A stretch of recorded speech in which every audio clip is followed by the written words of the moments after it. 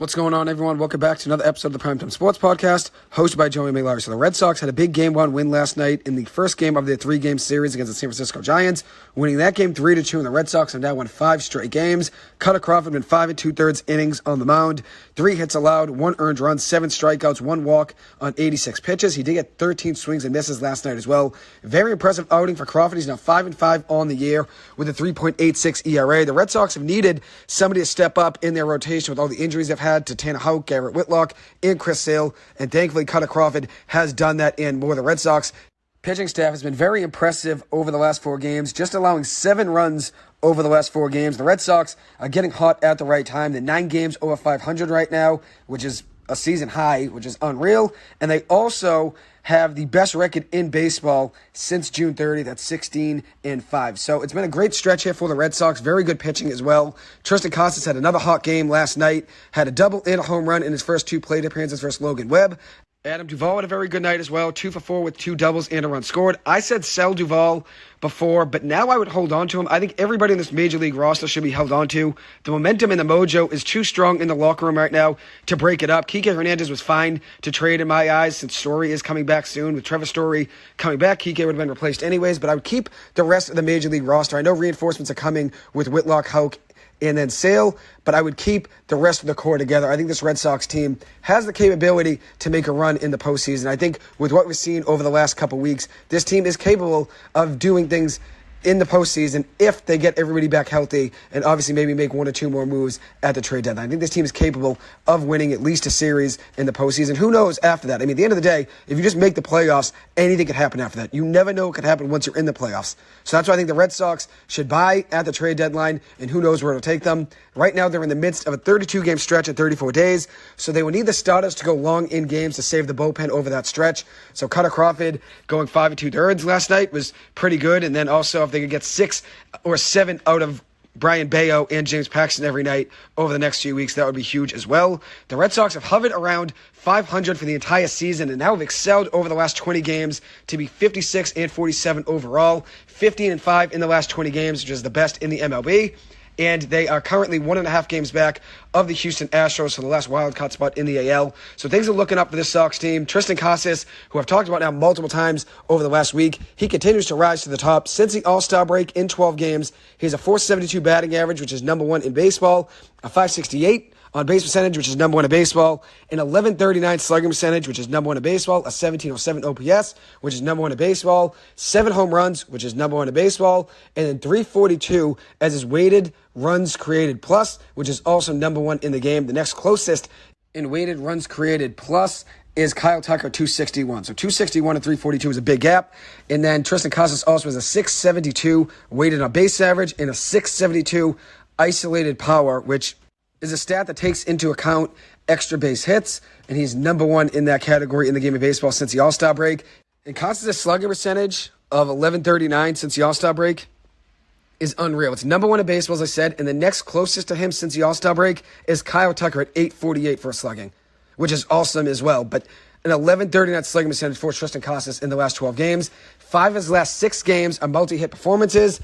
Triston Casas, no way you could doubt it. He's one of the hottest hitters in the game of baseball right now and is legitimately closing the gap in the AL Rookie of the Year race at-bat by at-bat. I know right now Josh Young, Masataka Yoshida, and Gunnar Henderson are ahead of him, but if he keeps things up right now and continues to stay hard at the plate, which it'll be hard to repeat an .1139 slugging percentage for another 15 games, but if he stays hard at the plate, though, and he continues to rake and go 2 for 5, 1 for 3, 2 for 3 every single night, he's going to have a shot when September does roll around at the Rookie of the Year race, which right now is still a long shot to Henderson, who's 3rd, and then it is Yoshida and Young are pretty close as the 1st and 2nd in favorites. But Casas is closing the gap, though, at-bat by at-bat. He's definitely making a name for himself as of late, which is obviously great to see.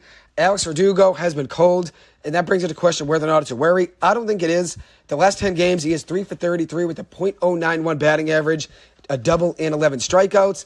He was hitting .301 for a batting average going into July 1st. Now he's at .271. In the month of July, he's 8 for 62 with a .129 batting average. a 456 OPS with 2 home runs, 7 runs batted in, 14 strikeouts to 6 walks in 17 games. I am not worried, though. I think Verdugo needs a 2-for-5 game to get back on track, a 3-for-5 game, 2-for-4, whatever it may be. Get himself back on track, get hot again, and I think he'll be fine. I have all the confidence in the world that Alex Verdugo will get back on track. This slump won't last forever. It's just a 15-20 game stretch here. As for the San Francisco Giants, they had 3-7 in the last 10 games. In my predictions a week ago, the circumstances are a little bit different with them, either being ultra-aggressive at the trade deadline and getting Marcus Stroman and Cody Bellinger. I wouldn't say it's the case now. I don't think they're going to go out and be that aggressive. They have good pitching. They just really can't hit. They were swept this past weekend by the Washington Nationals in 3 games. They were outscored in that 3-game series 21-5, which is a worry. Obviously, the offense can hit. And then on Monday, they played Detroit and lost 5-1. So the offense really has been struggling. 6 runs over a 4-game stretch between Detroit and Washington. That's obviously awful. And considering this is a franchise that wants to win, I wouldn't be surprised if they try to be aggressive at the deadline. But at the same time, I think it'd be smart for this team to maybe go out and add a few bats, but not the Cody Bellinger type. Because even if you were to get a guy like Cody Bellinger, I don't think it makes that big of a difference on this offense, considering how poor they are as a whole. They won't be ultra-aggressive now like I thought, and I don't think they should be. Maybe try to add a few bats, as I said, that will help out the lineup a little bit. Maybe, hit 250, 260, 270 with 20 home runs, for a season average. But I wouldn't go out and get a big bat considering where this team is hitting-wise. I mean, I think this team is struggling, obviously. And if you look at it, one bat like Cody Bellinger isn't going to make too big of a difference here, considering there's a lot of weaknesses in this lineup. Even though they got 3-7 in the last 10 games, though, this team is still a wild card team right now, holding the last wild card spot in the NL, which is a very close wild card race in the National League. 6 teams are separated by 4 games in the wild card race right now in the NL, so it should be fun to watch going into August. The Sox tonight have James Paxton on the mound at 7:15. He's 6-2 on the year with a 3.46 ERA and a 1 WHIP. San Francisco has rookie right-handed pitcher on the mound as the opener, Ryan Walker. He has 6 starts on the year with 24 appearances, and he is 3-0 with a 2.7 ERA and a 1.23 WHIP. Hopefully the Red Sox get another win tonight. They've won 5 in a row and hopefully make it 6 tonight with James Paxton, who's been great all season on the mound. Now I'm going to move on and talk about the Chicago Cubs, a team that's been very hot as of late since the All-Star break. They've won 7 games in a row and are 9-1 in the last 10 games, 14-6 in the last 20 games, which is tied for the second best record in baseball over the last 20. The Cubs are only 3.5 games back of the wild card right now, so maybe they don't trade Marcus Stroman, Kyle Hendricks, and Cody Bellinger. Right now they have the 19th hottest remaining schedule in the game of baseball, and they won 2 of their first 2 games in a 4-game series this weekend against the St. Louis Cardinals. They have 6 games on the year left against the Colorado Rockies, 7 versus the Pittsburgh Pirates, 3 versus the Detroit Tigers, and 3 versus the Kansas City Royals. Right now, the Reds are 4 games up on them in the wild card. They still have 8 more games against the Reds on the year. 8 more games against the Reds on the season. So they still have a lot of time to make up ground. And at this point, it could just be a hot stretch for the Cubs. I don't know if they're a legit contender. I don't think they are a legit contender, but I think they're capable of making the playoffs. And I always favor now making the playoffs rather than losing and getting a better draft pick. At this point, when you're this close to the playoffs, you might as well get in and see what happens. You never know if you can get hot and make a run. There are a lot of teams that have won over the last few years, like the Washington Nationals in 2019, the Braves in 2021, the Phillies making it to the World Series in 2022, where they all just got in and then ended up getting hot in September, getting into the playoffs and getting hot at the right time. So I would favor the Cubs at least making the playoffs and trying to go for it. And if they feel like they can re-sign Cody Bellinger and Marcus Stroman in the offseason, I think keep them. Try to make a run with them, make the playoffs, and extend them in the offseason. I think Stroman's more likely to leave, so there's a chance they still move him. But I think Bellinger, I think they can extend at this point. So I would keep Cody Bellinger, even though I said last week I would trade him and trade Marcus Stroman. The circumstances were different. I didn't see them going 9-1 over the last 10 games, but they've turned things around. And Cody Bellinger has been a big reason for that. In his last 14 games, he has 6 home runs, 17 RBIs, which is second best in baseball since the All-Star break, a 400 batting average, which is 5th best in baseball since the All-Star break, a 764 slugging percentage, the 7th best since the All-Star break, and 1190 OPS, which is 8th since the All-Star break. He has 15 home runs on the year, a 319 batting average, 46 runs batted in, and a 915 OPS. The Cubs are open to keeping him, so I think at this point, I would change the green light that I had him and make it a yellow light. I think they still will see if they could get a crazy offer that they can't deny, and maybe they ship him out if they get that. But I think they want to extend him. So I'm going to go a yellow light here, and I think they'll wait and see what the offer is that they get for him at the trade deadline. As I said, this could just be a hot stretch here for the Cubs, but they still have a good amount of games left to make up ground. Right now in the NL Central, the Cubs are 4.5 games back of the first place Milwaukee Brewers, and they still have 6 games against Milwaukee left on the season. They're 4 games back of the Reds in the wild card, still have 8 games left against Cincinnati on the season. Then another important thing to look at is that in the wild card race right now, the Cubs are 3.5 games back of the last wild card spot in the NL, which is held by the San Francisco Giants. They still have 3 more games against San Francisco on the season. And one last team I want to mention, Arizona. They're still in the hunt. They're 1 game back right now of San Francisco for the last wild card spot. The Cubs are 2.5 games back right now of Arizona to be the first team out. So both teams will miss the playoffs at the playoffs start today. But Arizona is 1 game back of San Francisco. The Cubs are 3.5 back of San Francisco, and that means they're 2.5 games back of Arizona. But they still have 7 more games against Arizona left in the season. So there's still a lot of time for them to get back on track and maybe make the playoffs. So this brings up an interesting question. Do you buy or do you sell at the trade deadline? Last week, I said the Cubs should be sellers. Because at that point in the season, before they went 9-1 over the next 10 games, it was a smart idea to sell. Now I've changed my mind. I'd honestly keep Cody Bellinger for sure and try to extend him. And then if I don't get a crazy deal back from Marcus Stroman, and I think there's a chance I could re-sign him, maybe keep him. This team is not far off from making the playoffs. They aren't a World Series contender, but they can make the playoffs, and who knows once you make it in. You just have to sneak in the playoffs, and then anything's possible. So now I'm going to move on and talk about Aaron Judge and his return to the Yankees lineup last night. It still brought the Yankees no luck. He was 0 for 1 with 3 walks in last night's contest.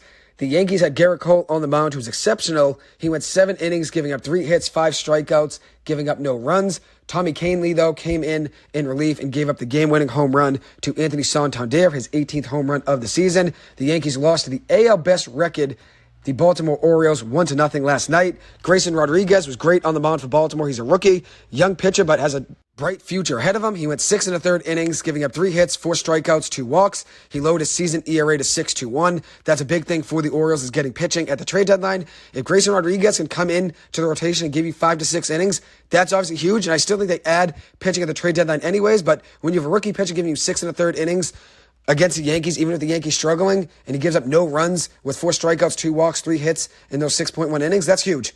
So that's obviously a great outing there for Grayson Rodriguez. The Orioles are now 63-40 on the season, which is the second best record in the major leagues. They have 14-6 in the last 20 games, which is tied for second best in the majors as well, tied with the Chicago Cubs. The Orioles are in an interesting position right now, where they're spending no money. They're still spending no money. They still have the second lowest total payroll in the game of baseball right now. It's $69 million. They're spending no money, and they still have the best record in the American League and the second best record in the major leagues right now on the season. And they have 8 top 100 prospects coming up. I just want this Orioles team to start spending money like they did back in the day from 2014 to 2018, when their opening day payroll in 2014 was $107 million, 2015, $119 million, 2016, $147 million, 2017, $164 million, 2018, $148 million. That was 5 straight seasons where they had payrolls on opening day over $100 million. And now they don't do that anymore. I mean, the most they've had on a payroll since 2019 on opening day was in 2019 with $80 million. 2020 was a shortened season, so a lot of it was prorated salaries. They had a $23 million opening day payroll on the 26-man roster in 2020. 2021, $57 million. 2022, $43 million. And then in 2023, $60.8 million was their opening day 26-man roster payroll. And this comes from Cots Baseball Contracts, a website online that gives you a whole breakdown of the Orioles' opening day payrolls here and what they had on their opening day payroll, and then at their year-end 40-man payroll, how much they spent on each of those two. But right now, the Orioles are spending no money, and they're still succeeding. The second best record in baseball, 63-40 on the season, and have 8 top 100 prospects. They have the best farm system in baseball, and they are spending no money. I just want this Orioles team to start spending money like they did over that 5-year stretch from 2014 to 2018, when they had big names on their team, like Mark Trumbo, Chris Davis, Adam Jones, Manny Machado, J.J. Hardy. I want them to spend like they did back in the day in that stretch.